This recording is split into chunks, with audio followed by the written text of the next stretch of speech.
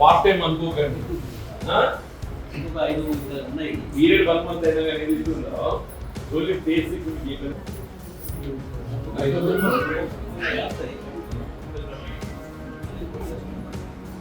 అదే shifting system batches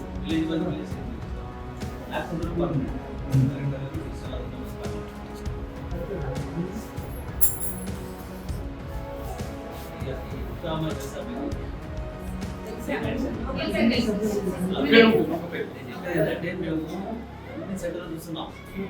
ల్యాక్లో 15 సంవత్సరాలు ఉన్నా కదా, వాళ్ళకంటే ఈ అమ్మాయి బాగా చెప్తుంది. నాకు ఆల్మోస్ట్ ఎవ్రీ డే ప్రతిరోజు సిట్ వేసుకున్నంత వీడియో పెడుతుంది, ఫోటో పెడుతుంది, అంత శ్రద్ధగా చెప్తుంది. ప్రతి ఒక్కటి నైట్ 10 to 4 అమ్మ 10 నుంచి 4 వరకు. జీవరెడ్డి గారు అంత కష్టపడి ఒకటే కాదు, ఇక జేఎంయూ ఇట్లా పబ్లిక్ మ్యాన్. మనం పదవులు వస్తే పోతా ఉంటాయి, అది ముఖ్యం కాదు. మనం పదవులు ఉన్నప్పుడు మనం ఏం చేసినాము, ప్రజలకు ఏం సాయం చేసినామంటే పర్లేదు.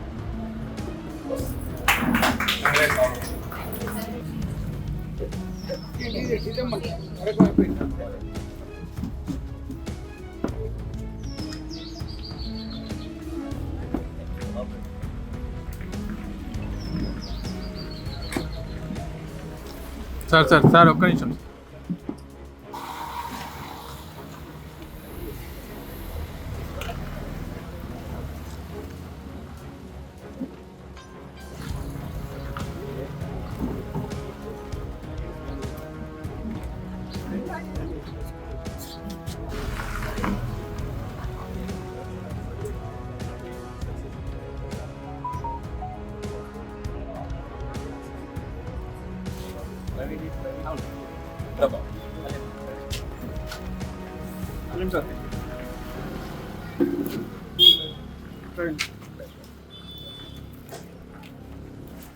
బిఎన్ రావు ఫౌండేషన్ ట్రస్ట్ వారి చొరవతో ఏదైతే ఉందో గ్లోబల్ తెలంగాణ అసోసియేషన్ స్థానికుడు కేతిరెడ్డి భూమిరెడ్డి గారి సహకారంతో స్థానికంగా రామన్నపేట ఆడబిడ్డలు విద్యార్థినులు వారికి ఏదైతుందో విద్యతో పాటుగా వారి స్వయం ఉపాధి పొందటానికి, కుటుంబానికి ఏ విధంగా చేదోడు వాదోడు ఉండటానికి ఈ కుట్టు మిషన్ శిక్షణ అనేది కల్పించగలిగినైతే అది ఉపయోగకరంగా ఉంటుందో దాన్ని ఇప్పించాలని చెప్పని ఈరోజు ఈ కార్యక్రమాన్ని నిర్వహింపజేయడం జరుగుతుంది. స్థానిక గ్రామ సర్పంచ్ మౌర్య గారు, ఉప సర్పంచ్ ప్రవీణ్ గారు, నూకపల్లి గ్రామ సర్పంచ్ శ్రీనివాస్ గారు, ఉప సర్పంచ్ ఉషా గారు, ఈ ట్రస్ట్ నిర్వాహకుల్లో ప్రధాన పాత్ర పోషిస్తున్నట్టే అలీం గారు, మా మిత్రుడు పోతారం గ్రామ సొసైటీ అధ్యక్షుడైనటువంటి సాగర్ రావు గారు, మాజీ జడ్పీటీసీ లక్ష్మణ్ గారు, మాజీ సర్పంచ్ మల్లారెడ్డి గారు. అంటే ఈ గ్రామంతో నాకు ఉన్నట్టు ఒక పరిచయం మీకు తెలియదు కాదు. ఒక విధంగా నా ప్రజా జీవితం ఆరంభమైంది ఇక్కడ, ఆరంభమైంది. నేను ఆనాడు 30 సంవత్సరాల వయసులో పంచాయతీ సమితి అధ్యక్షుడిగా పోటీ చేసినప్పుడు ఈ నూకపల్లి, రామన్నపేట, మల్యాల్ పంచాయతీ సమితి అధ్యక్షుడు పోటీ చేయడం జరిగింది. రాజకీయాలకు అతీతంగా నేను ఒక ప్రగతిశీల భావాలతో న్యాయవాద వృత్తిలో ఉన్నటువంటి వాడిని కాబట్టి ఏదైతే ఉందో నాకు అందరూ కూడా ప్రోత్సహించింది ఆనాడు. ఇప్పుడు బిఎన్ రావు గారు కూడా అంతా సమకాలికులు ఆనాడు, వారు కూడా ఏదైతుందో నాకు తోడు ఇవ్వడం జరిగింది. ఇంకా వారు కూడా పోటీ చేయాలని తలంచారు ఒక విధంగా చెప్పాలని చెప్పంటే.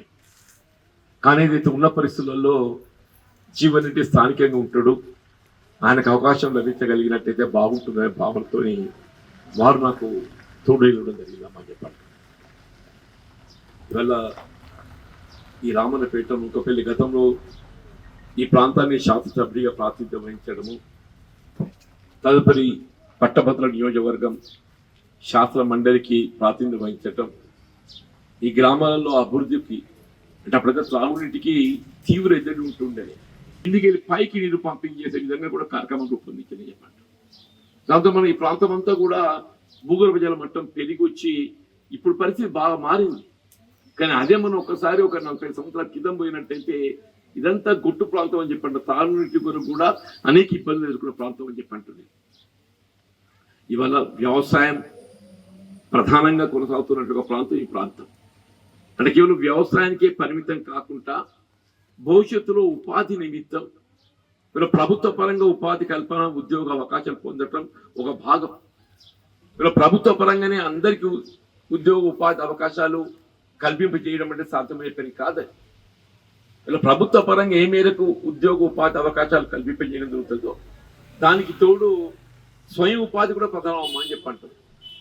ఆ స్వయం ఉపాధికి సంబంధించి కావలసినటువంటి శిక్షణ కల్పింపజేయడానికి అప్పుడు నేను R&B మంత్రిగా ఉంటున్నామ్మా.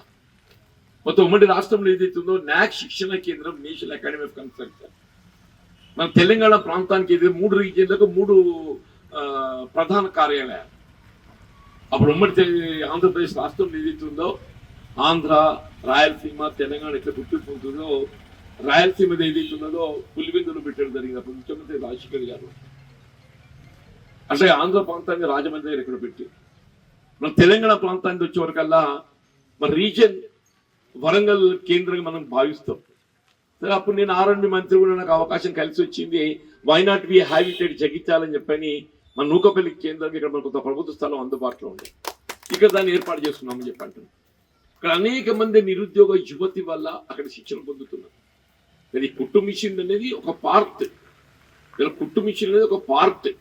వీళ్ళ గృహిణులకి ఏదైతుందో ఇంటికి పరిమితమై కూడా వేడి నీళ్లకు మన చలి నీళ్లకు వేడి నీళ్ళు ఎట్లయితే తోడ్పడతాయో మన ఇంటికి కొంత ఉపయోగపడే విధంగా అది ఉపయోగకరం ఉండడానికి కొరకు కుట్టు శిక్షణ అమ్మ అని చెప్పండి. కుటుంబానికి తోడ్పడతాయి. దయచేసి మీరందరూ కూడా ఇంకా భవిష్యత్తులో విద్యా బోధన పట్ల ఆసక్తి గలవారు ఇక్కడ ఉన్నారని చెప్పి అంటున్నారు. అంతా SSC ఇంటర్ స్థాయి విద్యార్థులు ఉన్నారు. తదుపరి ఇంకా విద్యా బోధన పొందాలంటే ఆసక్తి గలవారు ఉన్నారు.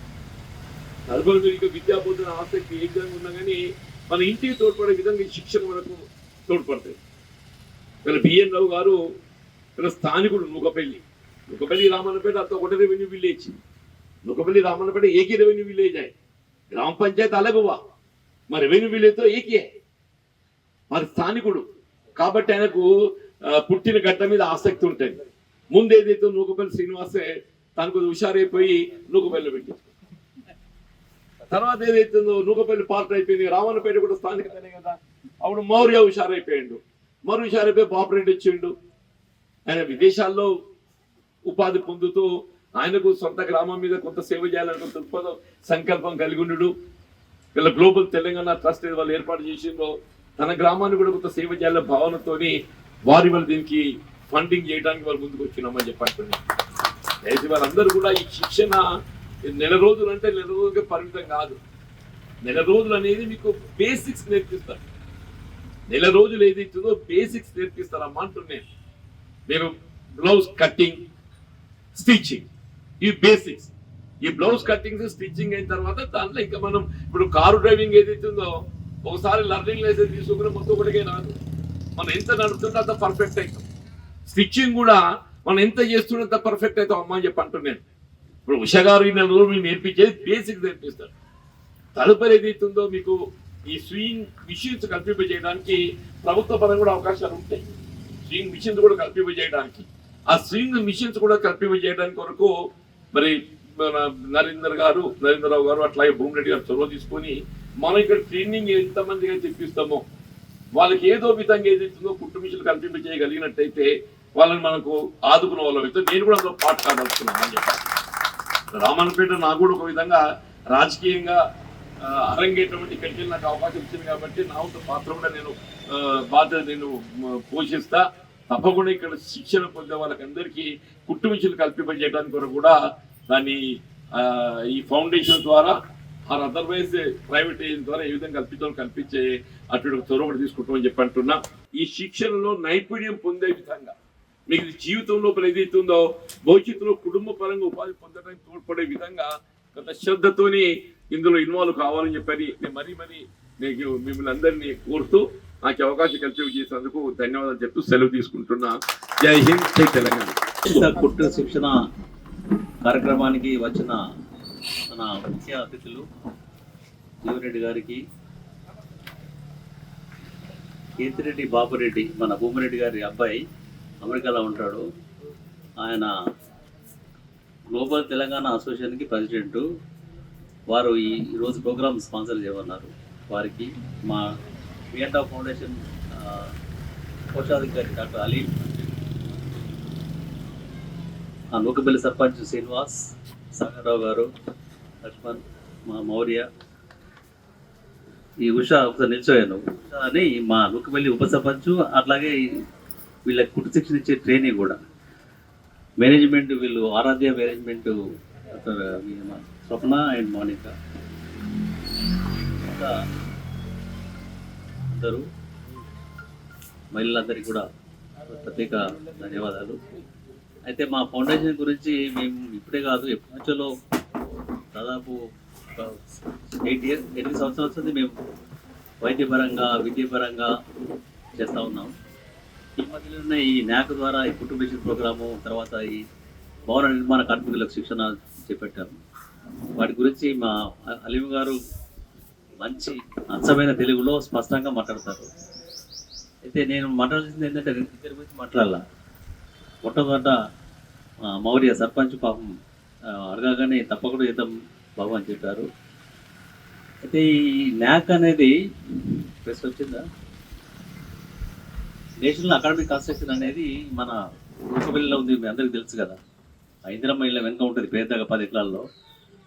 అది ఆ ఆఫీస్ అనేది మొదలు మనకు రాలేదు, వరంగల్ కలెక్ట్ అయింది. అప్పుడు జీవరెడ్డి గారు R&B మినిస్టర్గా ఉండి దాన్ని ఎంబడి కొట్టాడి ఇక్కడికి తీసుకొచ్చారు. అయితే దానివల్ల కొన్ని వేల మందికి, గత 10 సంవత్సరాల నుంచి కొన్ని వేల మందికి శిక్షణ, వారికి ఉపాధి ఇక్కడ మన ప్రైవేట్లో, గవర్నమెంట్లో, ఇతర దేశాల్లో కూడా వాళ్ళందరికీ ఉద్యోగం లభించింది. నాకు మొన్న తెలిసింది ఏంటంటే, ఈ న్యాక్ ద్వారా ట్రైనింగ్ తీసుకున్న ఒక బార్బెండర్, అతనికి మొన్న ఇజ్రాయెల్లో సెలెక్షన్ అయితే ₹1,40,000 జీతం. అంటే ఇదంతా కూడా స్వయం ఉపాధి పథకం కింద వీరికి అవకాశాలు చేకూర్చాలనే ఉద్దేశంతో ఈ న్యాక్ సంస్థ స్థాపించబడింది. ఈ బాపురెడ్డి, కేతిరెడ్డి బాపురెడ్డి మన భూమిరెడ్డి గారి అబ్బాయి కూడా బాగా శ్రద్ధ చూపించారు. మీరు ఇంకా ఇట్లాంటి కార్యక్రమాలు చేస్తే మేము కూడా ఉంటామని చెప్పారు. సంతోషం. యాక్చువల్గా మేము గత 6 నెలల నుంచి కూడా మల్యాల సెంటర్లో హుజరాబాద్, కరీంనగర్, సిరిసిల్ల, వాటితో పాటు మల్యాలలో కూడా పంచాయతీ ఆఫీసులో నడిపించాము ఒక 6 నెలలు. అయితే ఈ వైపు గ్రామాలు ఎవరు రాలేదు. మా సీన్ నుండి బాబు మనకి ఎవరు వస్తలేరు, అది మా ఊళ్ళో పెట్టండి, మన ఊళ్ళో పెట్టండి అంటే ఆయన బాధ భరించలేక పెట్టాం. అంటే మా ఊరు కూడా పెట్టాలని ఉంటుంది మాకు.